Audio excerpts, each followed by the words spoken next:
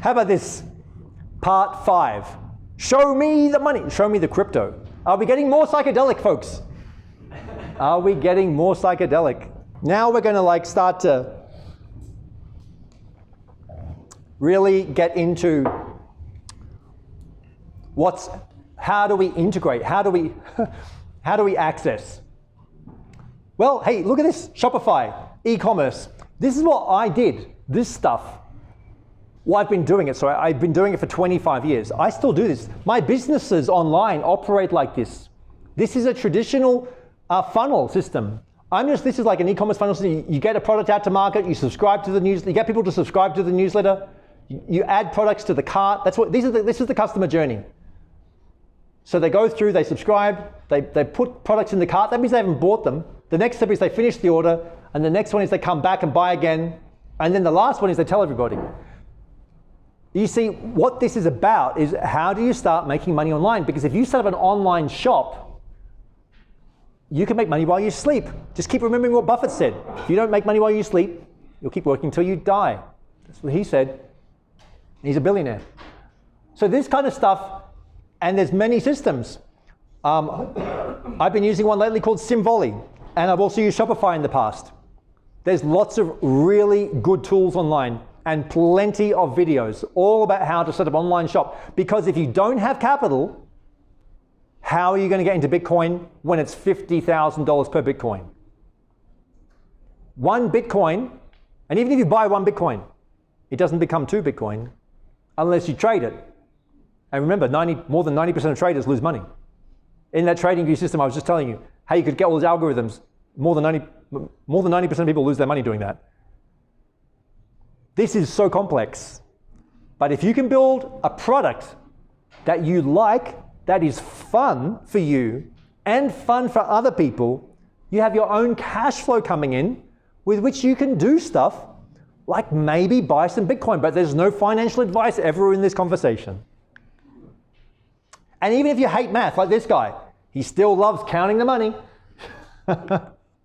Okay, but I guess what you're really here for is not so much, this is not an e-commerce seminar. I did that for 25 years. While that is my foundation, while that is the foundation of all that I do, think about that. All that I do, my foundation is e-commerce and building platforms online that sell directly to customers. I just trained in that for decades while it was being built. There were none of the tools available. I had to code them. I had to hire PHP programmers to code shopping carts, when now you can get them set up for free this afternoon by pressing a button, and you can put a photo of a product and it will start selling instantly tonight. And then all you need to do is get a database, ask your friends to join an email newsletter. But basically, that's all a bunch of work. But everything's kind of work, right? Well, is it? What if you were able to create as much money as you wanted? Like the Federal Reserve, using blockchain and decentralized finance. Hang on, Barnaby we're too in the trip now. We're getting too trippy. He just said as much money as you wanted. No, he must be kidding, right? Yeah, let's see. What is this DeFi thing, this decentralized finance? We're really starting to move into the weeds. We're getting into the marshes. We're moving out there now. We've left the shore. We're going out, it's getting deeper. Here's Ethereum, set up by Vitalik Buterin. Remember that 20-year-old kid? Yeah, he made Ethereum. Programmable money. What does that even mean? What is programmable money? And then, once he demonstrated that how powerful it was, all the copycats come out. Binance Smart Chain. Guess what? Ethereum is open source code.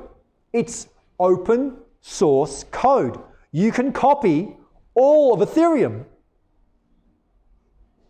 Everything that was done with Ethereum can be completely copied. And Binance, the biggest exchange in the whole world, with hundreds and hundreds of billions trading daily, took some free code, copied it, and repurposed it for Binance Smart Chain. Because Ethereum, every time you want to do something with Ethereum, they call it gas. A gas transaction happens and it costs you anywhere from 20 to $200, depending on what time of day you do it. Depends upon the application, per transaction. Each move you make one little move in Ethereum, $50. Another move, $100. Another move, I see some people nodding. It's like, yeah, for real. Binance, nope, 2 cents. Nope, 1 cent. Nope, half a cent. What? Polygon, this one up here. Just changed their name recently from Matic. Built out of India. Built out of China. Out of India. Well, anyway, but they're a layer 2 solution that sits on top of, inside of Ethereum. They're just like, it's like you got the big whale and you got this little tiny fish that's sort of suckling on the side of it. That's Polygon. A couple of cents per transaction. So it's kind of like a side chain. Avalanche, just taking off big time, reinventing how the whole model works. Phantom and Harmony. All of these are what are called EVM compliant, Ethereum virtual machine.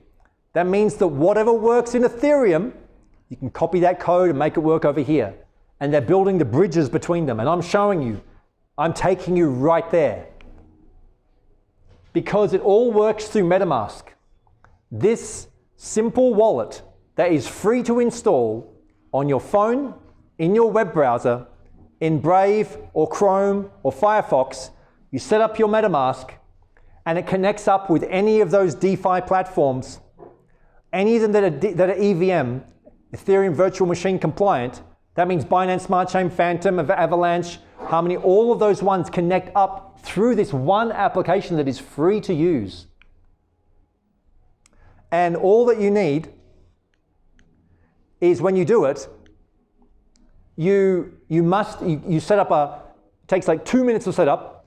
You allocate your password, which is a single line of numbers and letters, and your passphrase, which is 12 words. You could lose your computer, your phone, get it smashed, so long as you have those 12 words and the password written down, primarily those 12 words, and you can go anywhere. You could be in a cyber cafe in Beirut and type in those 12 words, and instantly your $10 million of crypto just arrives. Boom! So long as you have them, but you don't want to tattoo them on you, because somebody reads these 12 words, they got them too. That's all it takes, is knowing those 12 words, and they have the keys to your kingdom. They can go in there and take everything, and there's no support help desk. This is all on you. The whole enchilada is on you. That's why none of this can be recommended. Because what if you got a hold of $1 million and you put it in there and you lost your keys? You know, there's a guy who, he started mining Bitcoin as soon as it came out in 2009. His girlfriend didn't like the sound of it, his then girlfriend, and they were living in this tiny little apartment, so he stopped mining, and then he threw away his computer into the tip. He threw it away because it was worth not even 1 cent. There was no value. People were just playing with it like tokens. And then a couple of years later, once it hits like $1, he's like, oh my God, I think I had 10,000 Bitcoin I'd mined. Now he has a team of excavators, a team in London of excavators going through the tip, looking for his hard drive every day, sifting through the rubbish, looking for the hard drive that was put there 10 years ago. Buried treasure. One of my friends, there's so many stories like these. The numbers of people that I'm in obviously deep in these circles. One of my friends, he was programming and he started mining back in 2010. He told all of his friends that were really smart, people in tech. They all said, oh, that Bitcoin thing, that's a scam, that's stupid. He'd already mined 10 or 20 Bitcoin. He'd mined them and then he forgot about it because it was worth nothing. Then he upgraded his computer and he threw away his computer into the tip. That allocation is worth $1 million right now. $1 million from the 20 Bitcoin that he threw away into the tip. Because his friends told him it was stupid. You want to be very careful about what kind of friends you have, so that you don't have to think about this dump this tip. Anyway, so these are some other terminology that we're going to be looking at in a moment. The APR, the annual percentage rate, and the annual percentage yield. Why are we going to say this? Now we're getting really financial again. It's like so boring, right? So like APR takes into account fees and other costs associated with a loan or investment and calculates the cost of the interest, including all costs. It also sometimes factors in the frequency, sometimes of compounding, but often, usually it has no compounding. The APR has no compounding as far as what we're talking about. APR is quoted by lenders, okay, whereas APY, the major difference is how it has compounding going on. So, what's the story with this? Like, so we had this Ethereum, these building blocks, these Lego pieces, and suddenly people started to get really smart. So Ethereum comes out in 2015, and they wanted to make it like a new kind of computer, a decentralized computer for the world. But by 2018, the programming had got so sophisticated that people were doing computations and actually algorithmically investing and lending had started working directly on Ethereum. And so I started playing with it in 2018, investing in what they were not even called DeFi platforms yet. And so these ones sprung up after a while, Aave and Compound. So Compound, it's a great name for it, but compounding interest, there's a quote from Einstein, I should have included it. He said that compounding interest is one of the most powerful forces in the whole universe. Because if you take, it's like the thing of if you have a penny a day, which one would you rather have? $10,000 right now, or double a penny every day for a year? Well, if you do that for a year, you'll have millions and millions of dollars from doubling a penny every day. That's the power of compounding, when it compounds upon itself, which means that the greater the number, the interest rate reflects back on the total, and the next day, the next moment, back on that total again. So as the total expands, so does the return that you're getting. So non-compounding interest is the same every day, all the time. That's why compounding interest is so powerful. Here are some other stats, like compound interest rate. So if you have an estimated $1,000 on a CD, certificate of deposit, over a 3% interest rate that compounds daily, a daily compound over 3 years, 3%, the starting balance of $1,000, by year 3, the final balance will be $1,094. Well, that's not going to save your life, from what Buffett was saying. What about HEX? So Richard Hart, who sets up HEX in 2019, he says, well, I think we can reinvent how this CD, this certificate of deposit works, and he does a smart contract on Ethereum with a 40% annual return. 40%. He built that 2 years ago. But the craziest bit isn't the 40%. That's what got everybody in. It's that when he released it, the .00000 price per hex, and how it's had a 10,000 times increase. So then you do the math on a 40% compounding plus a daily, like this 10,000x on the price. Literally, there are people in the forums who put $100 in. Every $100 became $1 million in the last 2 years. 2 years of HEX, $100. $100 in 2 years becomes $1 million with a 40% annualized return. That's $400,000 coming at you new every year from your $100 investment. I won't have time for questions, I'm sorry. So what's going to happen is that your brain is going to start melting from this point. So you have to understand, that was kind of the context. I tried to set it up from the beginning, that you would not be able to keep up with me. You will not be able to follow this from this point. We're at HEX. We are halfway through, and you are already bleeding out of the ears. You're already like, no, I can't handle this. And I haven't shown you anything yet. So this is still live now. Richard Hart is an individual who puts out countless YouTube videos, wearing his fancy little hat. He is the most divisive person in cryptocurrency. He is hated deeply and loved enormously. Who do you think loves him? The people who put $100 in, right? What about if they put $1,000 in? What if he put $10,000 into Hex 2 years ago? And yet they were all getting messed up by the gas fees. Everybody was paying $100 a pop. It wasn't like that when he started. When he started, the gas fees were $2. In 2 years, the transaction fees on Ethereum skyrocketed, and it pissed off Richard Hart. And he was already a millionaire. He was mining Bitcoin. He was mining it when it first came out, when it was zero value. He was already a millionaire when he did that. This guy's a young dude. He's in his early 40s. He made millions in a normal business.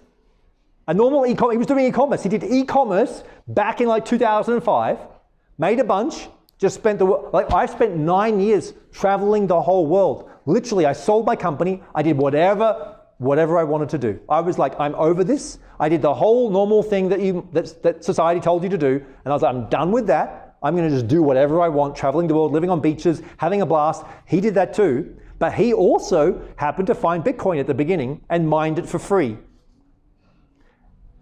But why I missed out on following up with Richard Hart, because I was listening to him intently. He was a maxi. That's what you call them, a Bitcoin maxi. They are a maximalist. Everything that is not Bitcoin is evil. Bitcoin is one ring to rule them all, one coin to rule them all, and it shall be Bitcoin. It will dominate all. Ethereum is inferior. The man who taught me, his name is Bushido. Bushido is not real.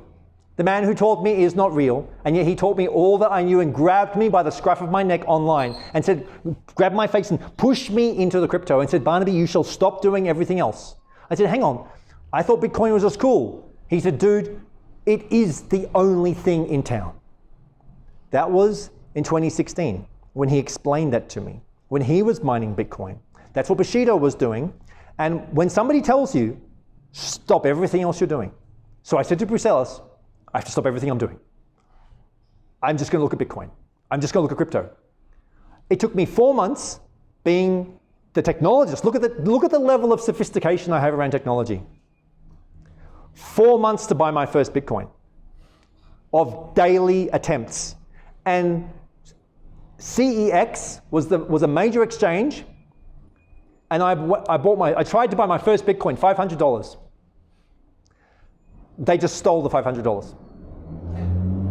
A major exchange, they disapproved my KYC, my know your customer, and after 10 support tickets, just ignored me. And so that was my first encounter with attempting to buy Bitcoin. And Bushido, I would message him, texting, never a phone call with Bushido. Bushido is not real. Never a phone call, but he was there and he would just say, oh, try something else. That was it. Oh, try something else. I would knock on his door. He was an expert trader, already making millions, had all of his mining operations set up. He told me all this because he knew I didn't know who he was. He knew I would never find him.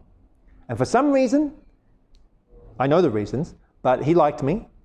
And so I really respected the maxis because of Bushido. The maximalists taught me. And so Richard Hart was a maximalist until the day he wasn't.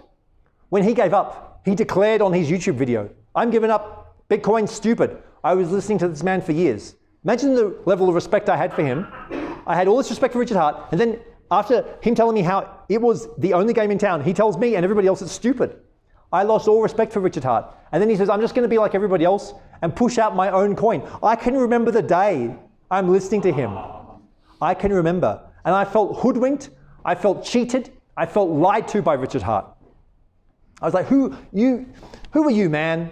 I've been listening to you for years. Now you're telling me that all that stuff that you told me before was true isn't true anymore? Yeah, dude, he says. The game's changed. Guess what? Things keep changing. That's old tech. I'm making something new. Can you keep up with the times? Bitcoin's changed. Bitcoin's old tech. Bitcoin is stupid. I'm launching something new. It's called Hex. It's going to be cool. It's going to go 10,000x. Yeah, man. Yeah, right. You with your funny top hat and everything. You look a bit. Now I'm thinking you're looking stupid. I used to think you look smart, but now my bias, I'm thinking you look stupid. I'm not going to buy you a stupid Hex coin. So I see it come out. And I just like no. Stupid Hex coin. Where are we now? So 10,000x return. $100 a pop per transaction gas fee on Ethereum. What does Richard Hart do? He forks. That's the terminology. You fork it. That's when you copy and paste. Who here can do copy and paste? You can all copy and paste. He copies and pastes Ethereum. Richard Hart, an individual, a man. Remember how we've been talking about people here? We talk about the people because they're real. We don't know their geo-coordinate, but we know that they're real. And he copies Ethereum and makes Pulse. And he tells everybody, I'm going to launch a fork of Ethereum, a better version, costing 1 cent per transaction, at all these extra speed, at all these other bells and whistles. And if you want to participate, just give me your crypto, just give me your money, just give it to me. It's called sacrificing. He set up a webpage. You sacrifice your money, as much money as you want to sacrifice, and I'm giving you nothing. On the page, I'm giving you nothing. There is no expectation of a return. You just send me as much money as you want. He raised $1 billion in 2 months. $1 billion in less than 2 months. I think it was like 6 weeks. Hundreds of millions of dollars daily pouring in. No return, no financial return, just give me your money, sacrifice. Wink, wink. Everybody knew it. We all knew it. In the communities, when you go into the telegrams, in the discords, which is what you have to do with this crazy world, under the underbelly, wink, wink, everybody. We know that Richard's going to take care of us, right? He's going to give us the Pulse coin. And so he does this, because what he's doing, it's not only a fork. There's been plenty of forks. I showed you the Binance Smart Chain, etc. They've literally just forked it, but he's forking and copying and airdropping every single Ethereum token. The whole of the Ethereum network is being pushed onto the Pulse chain, which is the most divisive thing to do, and he is hated for all of this, and everybody says it's going to crash and burn. And so still hasn't come out yet. And he stopped the sacrifice. He said, you're not allowed to send any more money out. And then he changed his mind the next week. You can keep sending money. Everybody said that he's a scam artist. The Hex is a scam. Pulse is a bigger scam, dude. Scam, rug pull. It's always been up. There's people just they're buying a house a week. Some of them are buying a house a day. These are real people with this because they know how to take the crypto and turn it into fiat. And he says that he's going to do more than that with this Pulse chain, which he is estimating will be out live on mainnet. That's what they call it, production level code, mainnet, not testnet, in 4 to 12 weeks. So the community keeps on growing and people keep buying it. The price, I'm not even going to say, it's too stupid. Everything I just said is stupid, so you probably shouldn't pay attention. But anyway, this is Hex. And so then after Hex, then out comes Binance Smart Chain, and in between that was what was called Uniswap. You see, remember, it's heavy because we're in the thick of we're going deep into the trip. This is like the deep, and we're having a lunch break soon. It's coming up soon just because this is like, whoa, man, no, this is getting like way out of control. But we're not even touching upon the way out of control stuff yet, okay? Rebasing is coming. Okay, register PancakeSwap. PancakeSwap, like look at this, 100% APY on an automatic restaking compounding. They set up the automation, auto cake. They call it Do you trust your money, your hard-earned money, with a company called PancakeSwap on the Binance Smart Chain that's a fork of Ethereum copied by the Chinese government? That's actually what it is. I'm just telling you, I'm just the messenger here today. But there's billions, you should look up the market cap of how many billions and billions and billions of dollars are traded in this DEX, this decentralized exchange. That's a copy of Uniswap.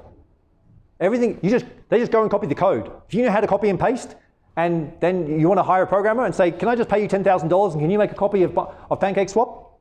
Maybe, there you go. Then, okay, so then something very interesting comes out called Stronghold. Oh, sorry, Strongblock. Strongblock, 18 months ago, they want to start rewarding the node operators, the people who are maintaining the nodes on the networks, which are not, for whatever odd reason, being rewarded. So they set up this platform, and it's crazy at this point when you're like, oh my God, this is kind of sounding boring. But they figure out how to give you a 1% return per day. 1% per day. But then you go, that's kind of boring, isn't it? Well, I don't know, is it? Like, you should really pull out Excel and start playing with it around these numbers.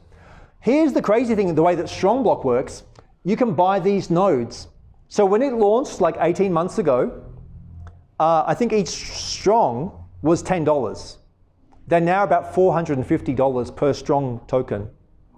And it's on the Ethereum blockchain. And you need 10 Strong to buy one node. So when it started, you needed $100. Now you need $4,500 to buy a Strong node.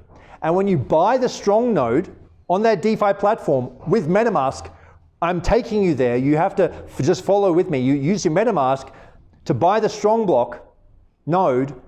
It takes all of the money away, meaning you bought it. You give them the $4,500 and it's gone.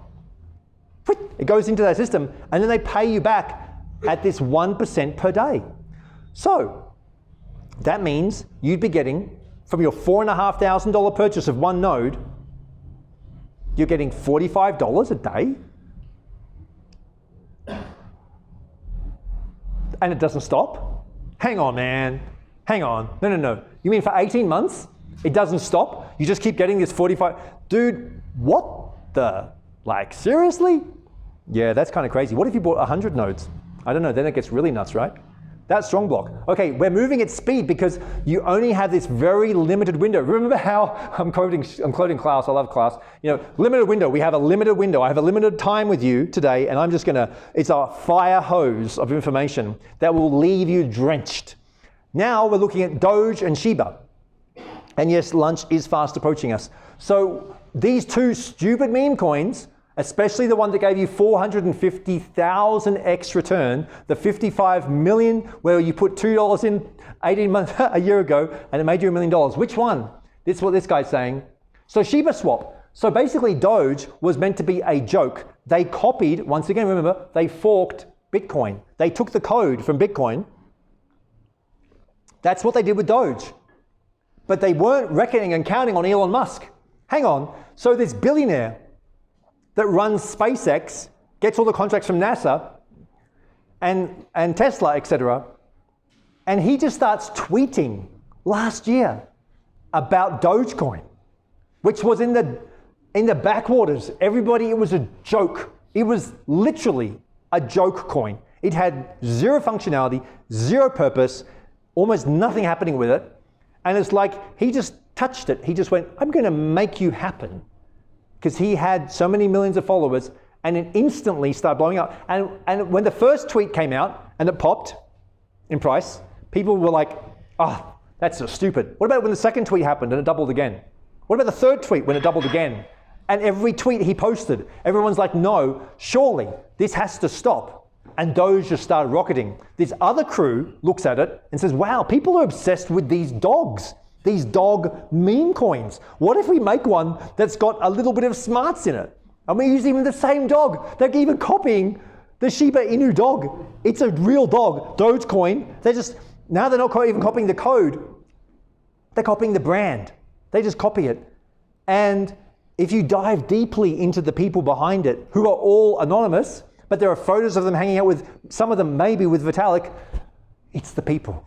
Every time, it's the people. Always, always, always the people. They all know each other. It's very tight. And so if you want to be like Elon and touch something and make it happen, if you want to be like Vitalik and touch something and make it happen, and then Shiba happens, and then they launch Shiba Swap. And in Shiba Swap, when it first launches, they do this liquidity event. A liquidity event is when you want to suck in all the liquidity into the token as much as you can and give people the craziest return at the beginning. So you get all that capital in. They did that. And so you literally, like you put like at the beginning when it launched, like maybe 4 months ago, you put $1,000 in, it's making $1,000 a week for $1,000 in. Does that get anybody's attention? Does this at all sound interesting? I know it's kind of like, what? Remember, where I'm taking you, the context of this is not to dazzle you with technicalities and DeFi platforms and these apps, nor even with the figures. It's keep remembering the context that Bruxelles set, and then what I showed you earlier about the people printing the money. And that all power comes from money production. And now I'm showing you, are these money production apparatus, instruments of money production. It's so very strange. And then you look at all this, 96% return. These are the current figures, 80, 79%. You were impressed, you were like pancake percent? Pancake, like 100% return? This one's 100% return? But then I told you about Strongblock at 1% a day. That's a 360% return. That means you put like you put $10,000 in and you get $36,000 out at the end of the year.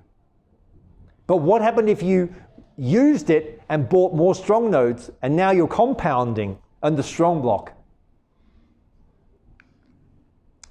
So when people launch these tokens, they call them an ICO, initial coin offering, and they became very popular in 2017, but they got a bad name because of all the scammers. Did you know that you can literally just copy a document called a white paper, change the headline, copy somebody's smart contract code, push it out to your network that you've built, and you've launched yourself your own token.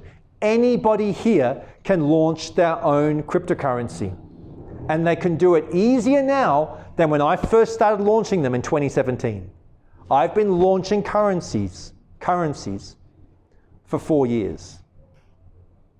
That's a very strange thing to do. Do you know who the only people who could launch currencies prior to this were kings and presidents and central banks? And now, that power, that's why we had so much conversation about power. You now have access to that kind of power. And I haven't even started yet. I am delivering you, about to be delivering after lunch, so much power, you won't even know what to do with it. You'll be like, no way, Barnaby. I'm sorry, this has to stop. I remember earlier on when you said to me, I could make as much money as I wanted. You said that. That doesn't compute. That's got to be scammy. Well, okay, so Strongblock's been running for 18 months. At a compound, you get 1% a day, 360% per year. What, you mean like Hex, 2 years down the track, Shiba Inu, $2 becomes $1 million? Like, and there are millions and millions of people participating, and billions and billions and you should do the math. You should go there on the sites and count how many billions of dollars are in these platforms. That means fiat money going out of circulation into these platforms. Real, what you think is real money. You think there's a real money when you can print your own in your own currency. When I've been doing that for 4 years, and do you think I would ever let almost anybody know that? I can't even believe I'm telling you these things. It's very strange to share such things. These are not, do you know, how many people do you think in this country would hear these kind of things? Some people might say it's dangerous. Let's find out. Let's find out how dangerous this can get. So you create, this is how you run your own token sale. You make a token, you create a product or a service. So you create a product, that goes back to the e-commerce, back to the Shopify, these kind of platforms. You make a product or a service along with a token, you combine it with a token. So it does require some creativity. And you have an app, maybe it needs a token, you distribute it, you build a community, and bang. You know, you just need a couple of thousand people trading, and you can push a token price into a valuation in the millions from a couple of thousand people. When they get excited about your dog coin that you copied because you added 5% difference to it. So here we have Bitcoin that we've been talking about, the kingpin. It's the gorilla. When Bitcoin moves, everybody jumps. That's what happens in the markets. Then you have the altcoins headed up by Ethereum that many say will have the flippening. The flippening is when Ethereum flips and takes over Bitcoin. The maxis don't like it. They don't believe it. It ain't going to happen according to the maxis. But the Ethereum tribe, these are all tribes. But hang on, isn't every currency just a tribe? It's just a group of people saying, we love this currency best. So the US, have you heard what some of the people in the US government have been saying? How even Trump came out recently hating on crypto. Hillary even came out hating on crypto, saying this is a threat. They're actually admitting it now in public. This is a threat to the US dollar, which is the supreme reserve currency for the world. Remember, the currency wars. What does that even mean? What does it look like when you're living, when you're participating? Who wants to participate? Who wants to arm up with your dollars that you can now be master of while they print them into infinity? And then we have the stable coins that are pegged and backed to the US dollar. So these are becoming the underpinning. So Tether, while people think that it's Bitcoin that is running the markets, that has the most capitalization on the trading volume, no, it's Tether. And then you have fiat. I don't know about you, but I wonder at what point do you start getting bored with the US dollar? At what point today, maybe you're already there. Maybe you're like, whoa, this whole US dollar thing, this whole fiat, and it's getting pretty boring real fast. But now, is it boring? Is the US dollar boring? Not to the Fed, not to the banksters, not at all. And not to the folks, the good folks at Tether. So, hang on, but Tether's really boring. Tether's just always only $1. Yes, but if you could print as much Tether as you wanted to, and if it was the underpinning of all the crypto markets, because all the exchanges had the liquidity inside Tether, well, not all, but the majority of them. So hang on, did Tether, it must have just happened, right? Like Tether, it just sprang up one day, it was just invented itself. No? Oh, you mean that back in those whales, those guys, that Brock Pierce guy? Oh, so he set up Tether with some of his buddies, that man who's in many, many interviews, that man who's very proud of making Tether, who also actually became the chairman of Bitcoin. So interesting what individuals can do, especially when they're capitalized. Capital plus intentionality plus a plan. Remember, he started off as a child actor, and then he discovered video games. Video games, that's nothing serious. You can't make money out of video games. Well, hang on. Can you sell in-item purchase items inside World of Warcraft? And what happens if you hire massive teams out of China to start playing? You pay people to play World of Warcraft as a living wage, and then they start making items for you that you start to have tradability. And then after that, you find out about Bitcoin.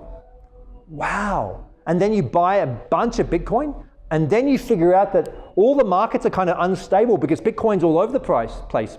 What happens if we add stability? What if we build into the system of tradability a new kind of reserve currency, one that is pegged to the favorite currency of every person, all 8 billion people in the world, all 8 billion.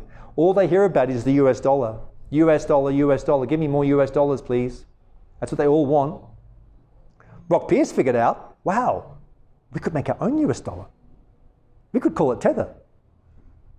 We could set up with some banks. We could stitch things together and connect them up. It's so interesting how all of that connects together. And then Binance comes along and they copy Tether. And then USDC coin with Circle and Coinbase. And so then the US Securities Commission, the SEC, hang on, this is getting out of control, guys. You're taking our currency, you're printing it, we're the only ones allowed to print it, we're going to sue the ass out of you. And so they keep on This is the US government. The US government starts suing Tether. We need to see your audits. We want to see proof of the asset backing because you say you have all the assets. Why did Tether never do an audit? Hang on. So the currency that underpins all the crypto markets, all the trading, never did an official audit with one of the big four, PricewaterhouseCoopers, etc. Hang on. So you're a billionaire. You're a billionaire. PricewaterhouseCoopers charges you $10 million to do the audit, but you don't do one. You can just look into these facts. No, but we've got our accounting firm and we've given you a PDF. You've given me a PDF from your accounting firm, from your bank, that shows the assets that back up. Okay?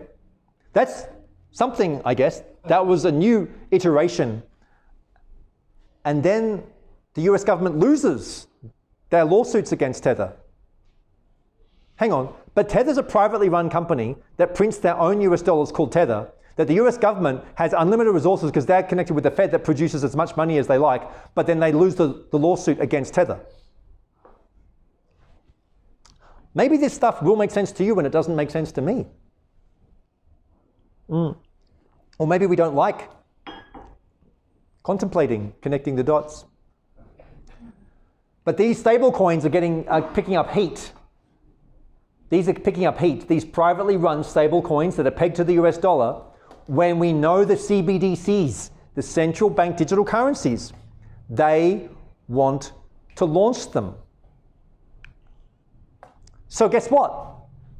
I liked gold better. I thought that gold represented a better bet than the US dollar, like plenty of people did. And so I made my own. I built clean gold. Everything that you see with the Clean Gold platform, I found a team over in Western Australia that has clean mining, and together we took that clean mining operation and put it on the blockchain and digitized gold. But guess what I discovered in the process? That crypto people, they hate gold, and gold people, they hate crypto. And so it's boring. And yet there are still a few of these gold-backed stable coins. But Paxos makes another US stable coin called Pax. And they did all of the programming. Have you noticed how PayPal has come out, integrated now with Bitcoin, with crypto? Except it's not, you don't have access to it. You can't just take it out. It's crypto inside PayPal's ecosystem. Just trying to think about what that means. Hang on. It's crypto inside PayPal's wallet. And you're not allowed to take it out, but they call it crypto, they call it Bitcoin, and it was all built out using Paxos. And Paxos also launched a gold stable coin that has got hundreds of millions of trading in it. And we built one that has no cyanide, no mercury. It's completely toxic free. That's why it's called Clean Gold. And so I thought that was kind of cool. And that operation is still going. And as you can see, if it's beginning to dawn on you, like I think it is, that this stuff is complex. It's complex. It might even be dangerous.